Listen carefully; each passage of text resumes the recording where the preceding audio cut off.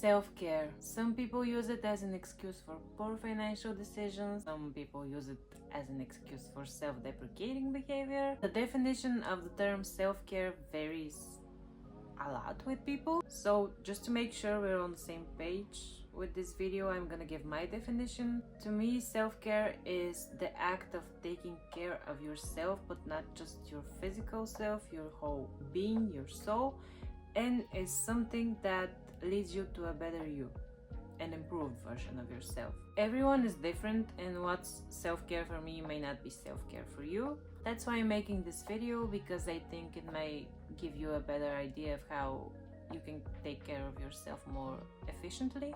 And in order for it to be more effective, make sure you look at your moon sign, because that's how you mother and how you like being mothered, how you need to be mothered.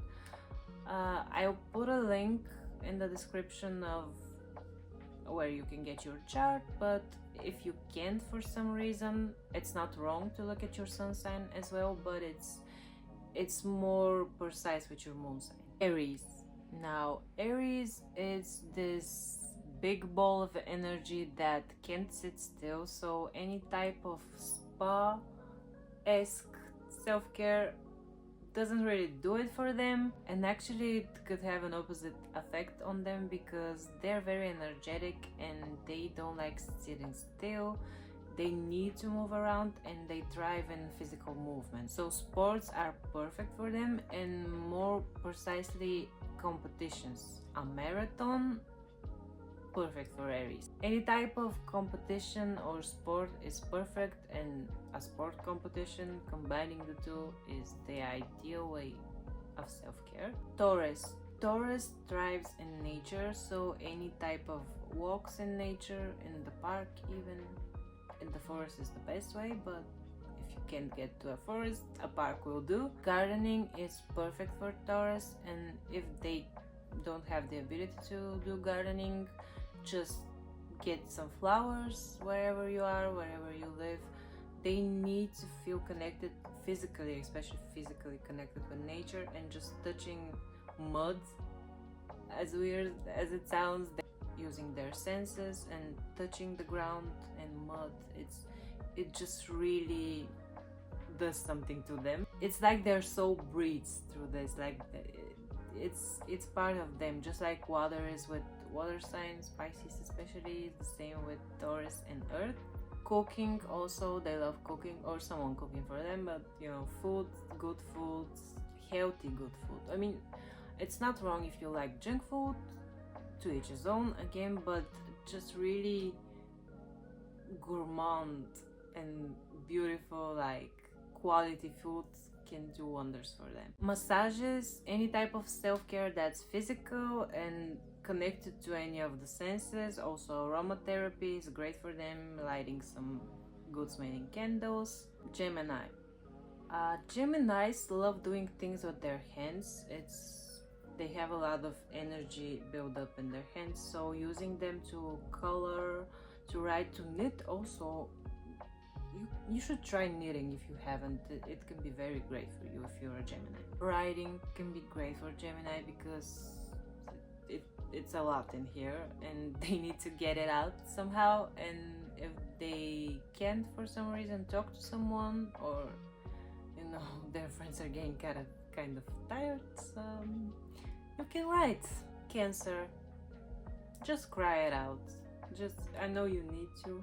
Cancers really need to get out emotions. They have a lot of them, and by crying, you know, their water sign, this is liquid, it's water, and they need to cry. Like, I mean that they shouldn't hold it back.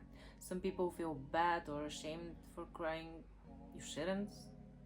Whichever sign you are, it's normal, but Cancer is just, whenever you feel like it, just cry it out. It can be very cleansing for you. Having a home-cooked meal is very nurturing for Cancers, because they love anything home-related, they're homebodies, and also foodies. I know Tauruses mostly get associated with food, and that's true, but Cancers also they value food a lot. Like, they could be at even places with Taurus, like actually. Water, any type of water, taking a shower, a bath, whatever. So connecting with water in any way possible. If it's summer and you have the opportunity to get to a sea, an ocean, a pool, whatever, that can also be very, very good for you. Leo, you are the DIY queens. You're very creative and crafty, so anything that has to do with being creative can be a form of self-care. Any type of care for your hair is perfect. Doing hairstyles or just masks, deep conditioning. You can do hairstyles of other people also, not just yourself. Just doing something with hair that's artsy. You would love that. The classic self-care with the masks and hairdos and dressing up, anything like this, it can also work for you. Massages are great for you, especially back massages. That's perfect. Just the whole pampering yourself thing is your thing.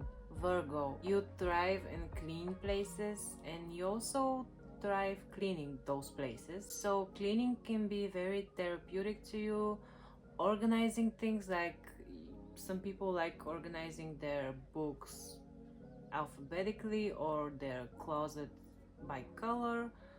This can be very great for you and you will be very happy with the result. Reading is perfect. Most Virgos I know are bookworms. Also writing, you love writing as well. Like you have that Mercury thing going on like with Gemini, so writing is perfect. Solving puzzles, escape rooms, they were made for Virgos.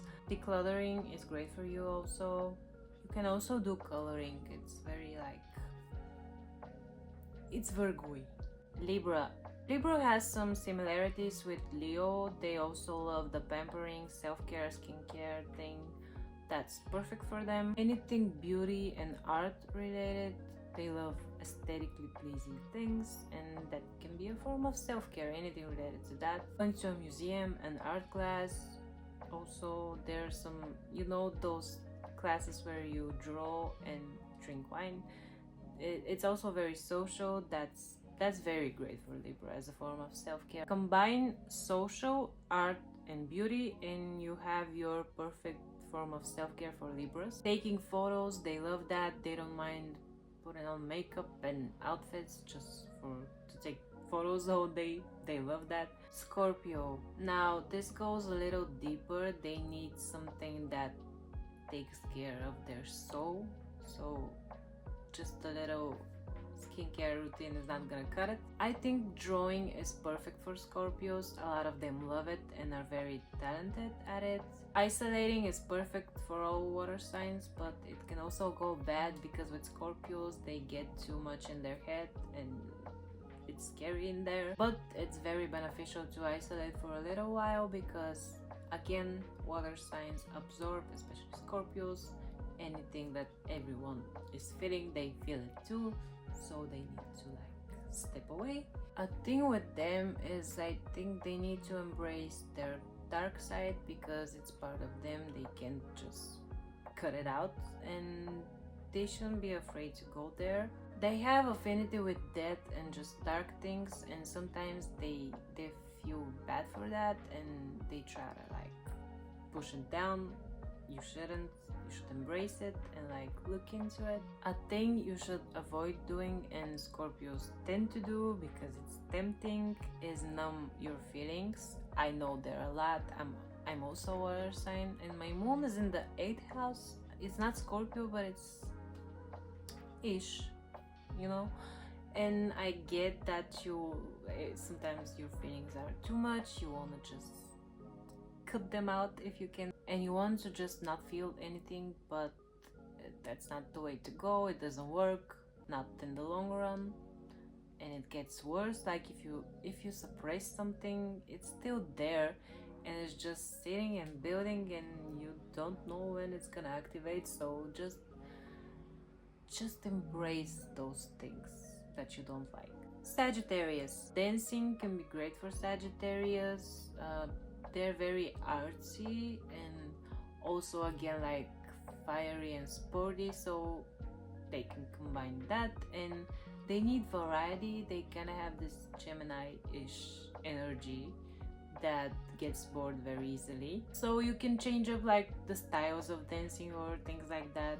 They love exploring different cultures, so traveling kind of sounds stereotypical, but it's true. If you can get to a different place and change your scenery, it can be very beneficial to you. Yoga, it's also great. Anything that can be sporty and also spiritual, perfect. Going to a comedy club is also great for Sagittarius. They love anything comedy and light and positive and funny, so also it can be just watching a comedy movie, having a laugh with someone.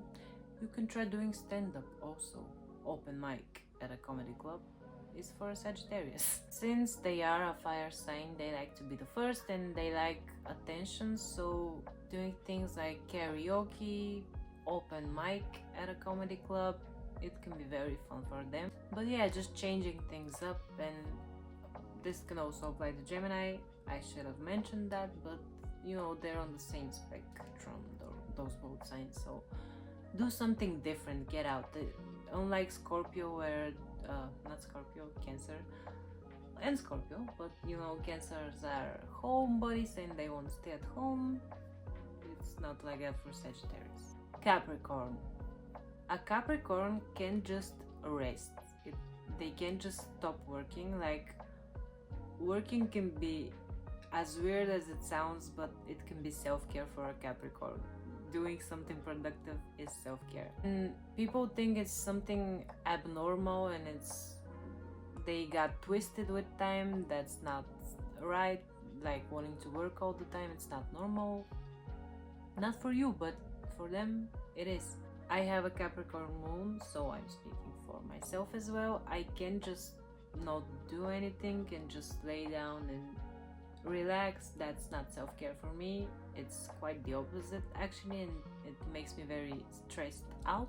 Capricorn thrives doing productive things, and that's what you should do. This is why I mean that people take self-care differently, because the classical like stop, just relax and lay down, it really doesn't cut it for Capricorn, and they're very misunderstood because of that. Something that I think can be very beneficial for Capricorn as a form of self-care is doing a sum up of the things you have achieved, because Capricorn is always in the future and planning and working towards a goal, and if they get it, it's the next one. They don't just sit down to appreciate the fact that they achieved it. So writing down first of all your goals before you start them, and then looking back on the things you've done and achieved and the progress you had, it can be very satisfying for a Capricorn, because for them that's just